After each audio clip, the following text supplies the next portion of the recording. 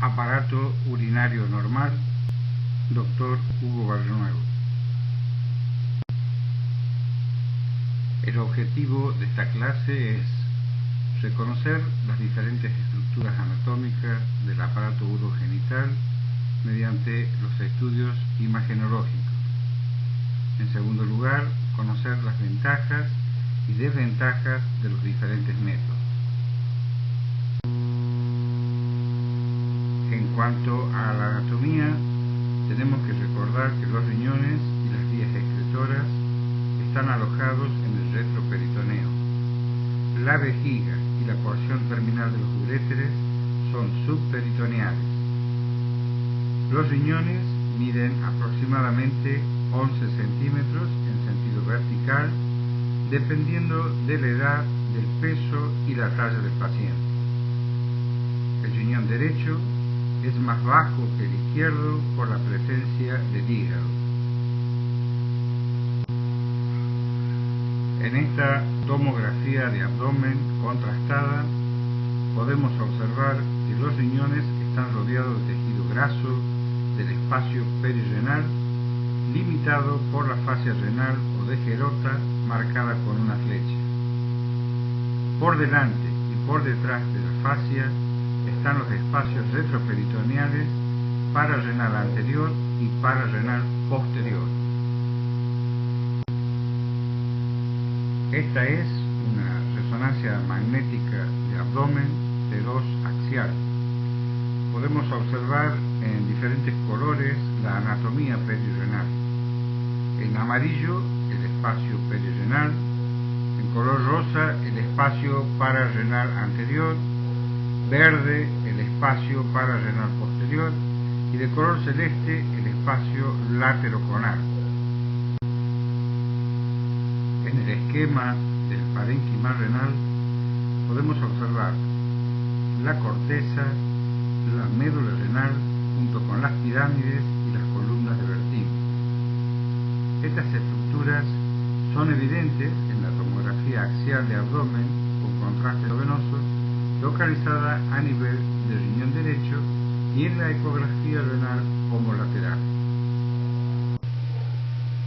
En cuanto a los uréteres, sabemos que recorren el retroperitoneo por delante de los músculos psoas.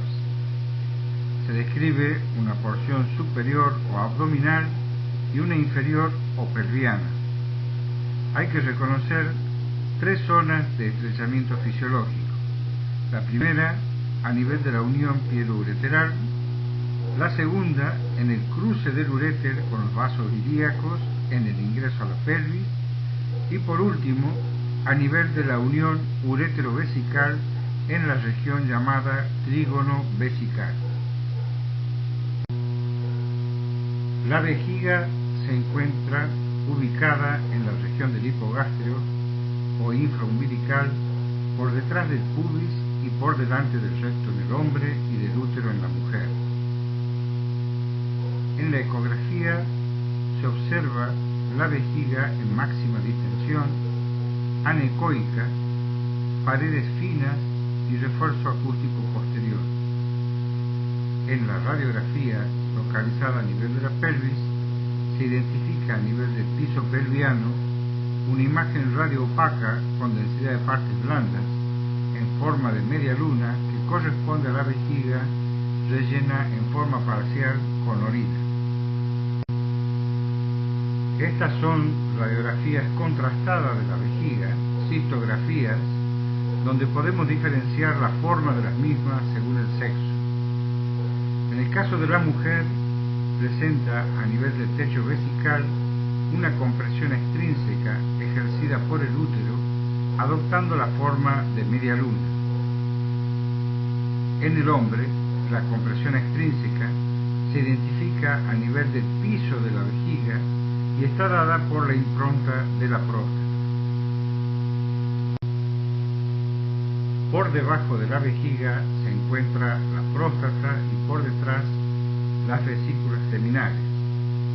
Desde el punto de vista anatomopatológico, se utiliza la división de la próstata en tres zonas. La primera, la zona periférica, es la la más grande y corresponde al sector posterior de la glándula, rodea al uréter distal. En esta zona se origina el 70 al 80% de los cánceres de próstata. La segunda, la zona central, sobre la línea media, rodea los conductos eyaculadores.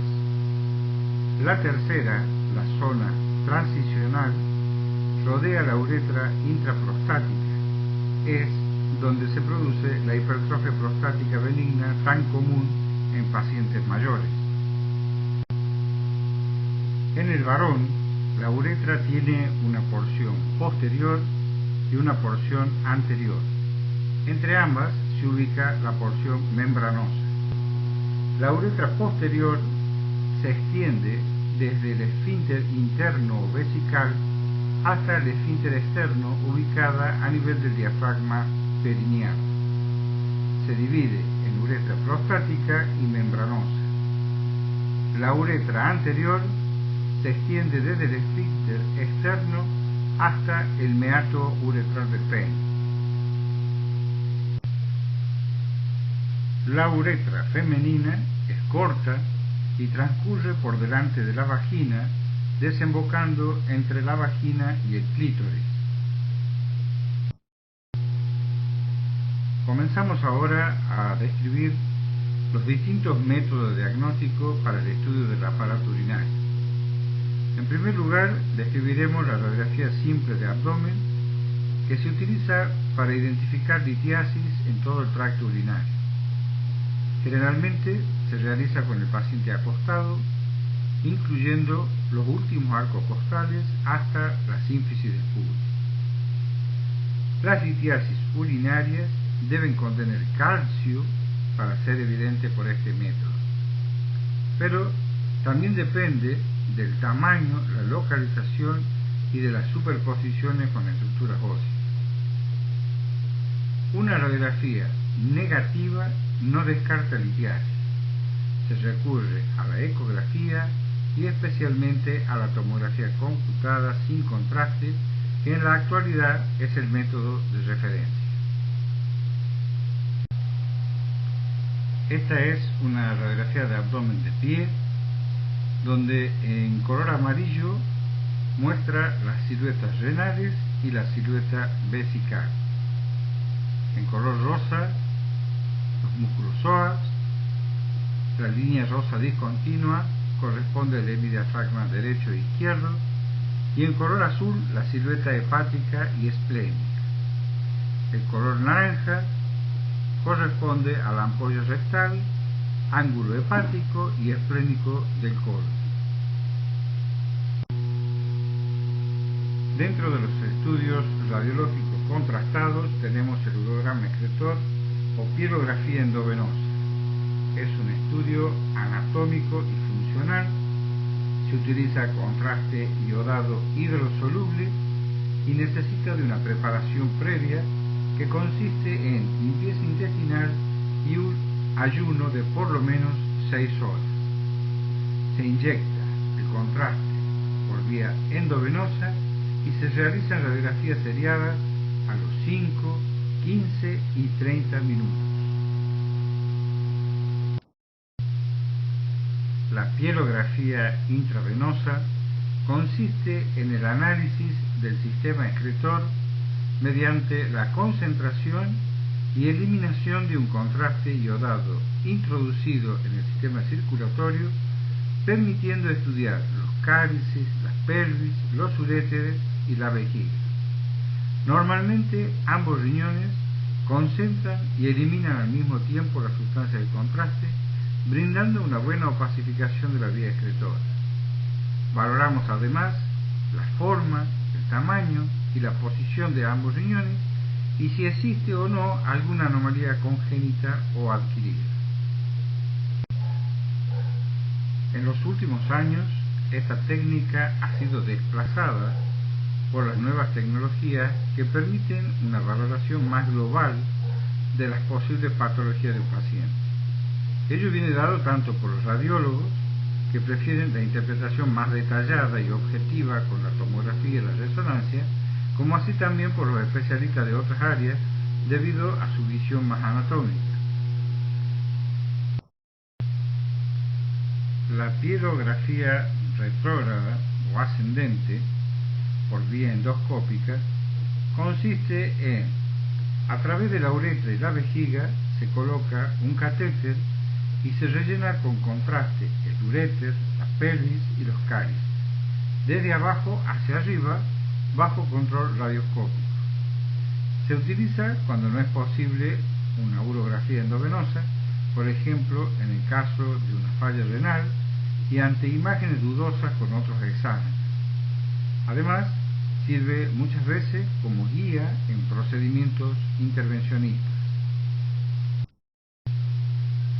La pielografía percutánea consiste en pinchar un cáliz renal y administrar contraste por la aguja para poder opacificar la vía urinaria.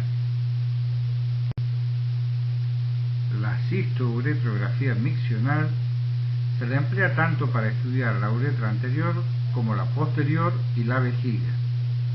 Se coloca una sonda en la vejiga y se rellena progresivamente con contraste bajo control radioscópico hasta el máximo de reflexión. Luego, durante la micción, se realizan radiografías de la vejiga y de la uretra. La cistouretrografía miccional está indicada en infecciones urinarias a repetición, en pacientes con dificultades de evacuación de la vejiga, anomalías congénitas y en el estudio del reflujo vésico-ureteral activo.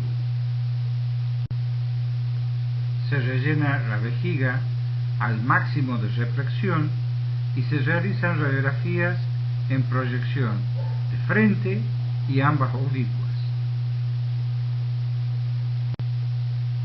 Durante la micción se produce el máximo de presión dentro de la vejiga por el máximo de llenado y por la contracción muscular. En este momento realizamos radiografías en proyección oblicua tratando de observar si existe o no reflujo vésico-ureteral. También agregamos una radiografía postmiccional para evaluar la cantidad de residuo postmiccional. La uretrografía retrógrada se emplea para estudiar la uretra anterior. A través de una pequeña sonda se inyecta el contraste iodado de manera retrógrada bajo control radioscópico para detectar estenosis, lesiones traumáticas y fístulas. Está indicada en pacientes con trauma grave en los que se sospecha rotura de la uretra y que no es aconsejable colocar una sonda vesical por el peligro de producir una falsa vía. En la radiografía podemos observar los tres segmentos de la uretra prostática, la uretra vulvar y la uretra peniana. La ecografía es el primer examen cuando se sospecha una patología urogenital. La ecografía se la utiliza rutinariamente para medir el tamaño renal, para diferenciar una lesión líquida de sólida.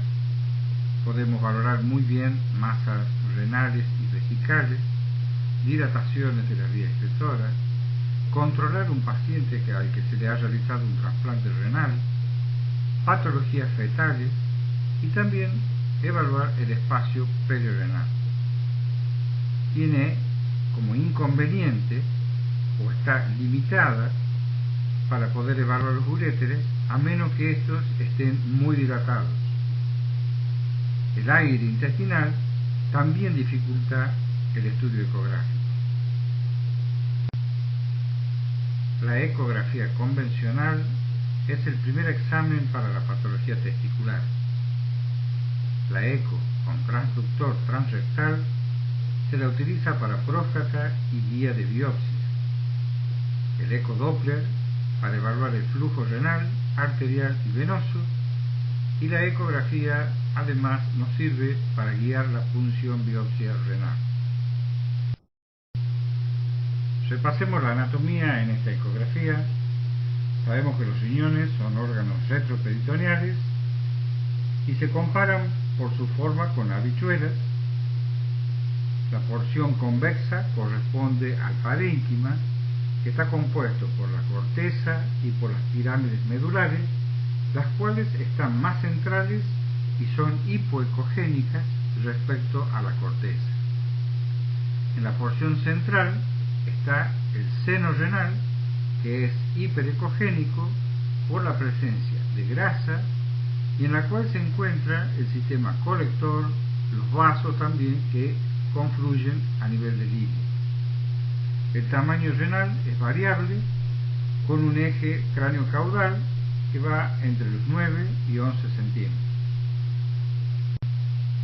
En esta ecografía renal podemos observar los cortes longitudinales y transversales del riñón.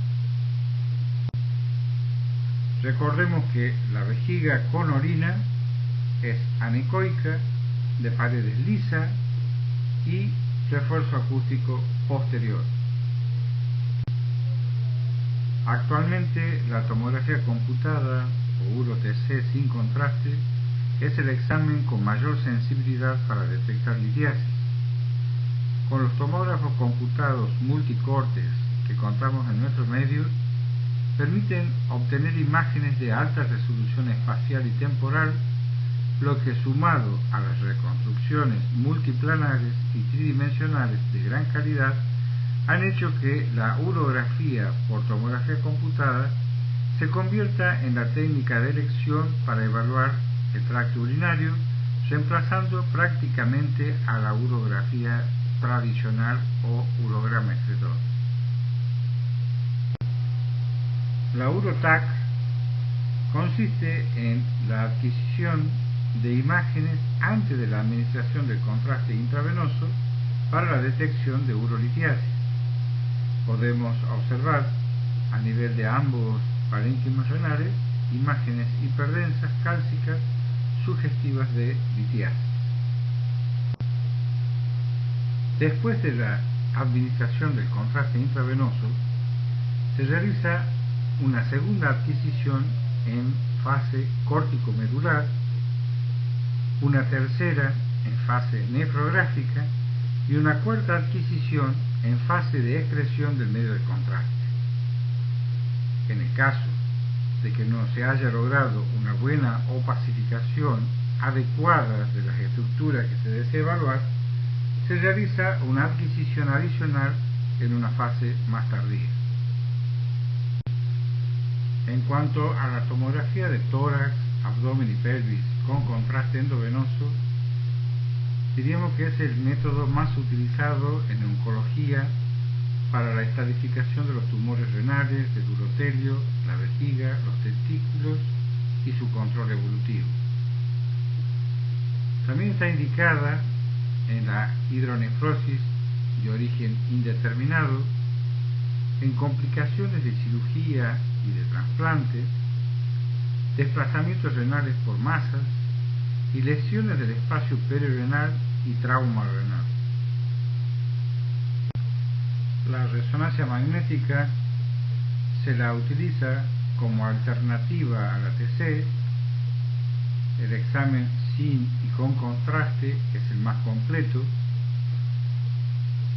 Se la utiliza para diferenciar tumores de quistes renales y de nódulos suprarrenales.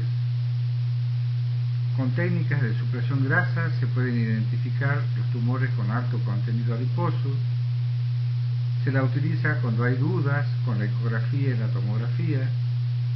Es superior a la tomografía para evaluar tumores prostáticos y su extensión a los tejidos vecinos. Y la única desventaja es que no identifica las calcificaciones. La uroresonancia brinda una imagen muy similar a la de la pielografía. Sirve para demostrar estenosis, dilataciones y tumores. Es muy importante una buena hidratación del paciente. Es también llamada uroresonancia en T2 o hidrografía. Se realizan secuencias fuertemente ponderadas en T2 que aprovechan los tiempos largos de relajación de la orina, por lo que se logra ver un una alta intensidad de señal y permite ver el tracto urinario como una columna estática de líquido. La urografía dinámica es también llamada uroresonancia excretora o uroresonancia ante uno. A diferencia de la urografía estática, la técnica dinámica se adquiere después de la administración del medio de contraste endovenoso, que es el gadolinio, y depende de la función renal del paciente. Esto con el fin de obtener información acerca del sistema urinario completo, es decir, se evalúa el parénquima renal, el uroterio, los uréteres y la vejiga. En medicina nuclear tenemos el renograma y la gammagrafía renal. El renograma, que es un estudio de medicina nuclear, que se basa en el seguimiento imagenológico y gráfico durante un tiempo determinado de la radioactividad procedente de los riñones, posterior a la inyección intravenosa de un trazador radioactivo que se elimina únicamente por riñón para evaluar su función. Las curvas del renograma normal podemos ver tres fases. La primera fase de aparición, cuya duración es de 10 segundos, la información es escasa. La segunda, una fase de flujo renal, que dura menos de 4 minutos y que depende del flujo sanguíneo de cada riñón. Tercera, la fase de eliminación. La variación de su pendiente determina la permeabilidad de la vía excretora al radioisótopo. La gammagrafía renal es un examen con medicina nuclear en el cual se utiliza una pequeña cantidad de material radioactivo para medir el funcionamiento de los riñones. En la gammagrafía renal, llamada también centellografía renal estática, el radioisótopo usado es el DMSA con tecnesio 99. En una gammagrafía normal se observa captación uniforme del trazador y siendo discretamente menor a nivel de ambos polos renales. La tomografía por emisión de positrones. A pesar del amplio uso actual del PET-CT en patología oncológica, en urología ha sido bastante más lenta debido principalmente a la expresión fisiológica del trazador F18-FDG por la vía urinaria y a la baja captación del mismo de varios de los tumores urológicos, principalmente renales y prostáticos. El papel más importante de la PET es la detección de metástasis y las limitaciones que tiene son las lesiones de pequeño tamaño, menores a 1 centímetro, y aquellas alteraciones que puedan estar enmascaradas por la eliminación urinaria del trazador. La arteriografía renal sigue siendo el método con mayor detalle anatómico para estudiar el árbol arterial y venoso. Se emplea para el diagnóstico de patología vascular, por ejemplo aneurisma, terapia endovascular, en el caso de embolización de tumores y aneurisma, y angioplastia de arterias renales. Conclusión: el aparato genitourinario es accesible a todos los métodos de diagnóstico. Sin embargo, es importante conocer los alcances y limitaciones de cada uno de ellos al momento de elegirlos, así como también establecer prioridad de acuerdo a la patología y a la relación costo-beneficio. Muchas gracias por su atención.